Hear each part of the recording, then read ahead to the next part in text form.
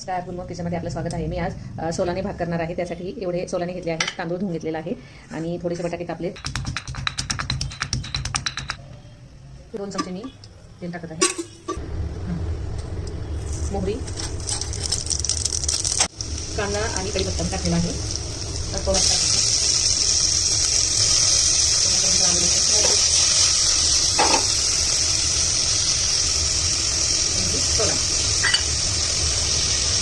गरम मसाला,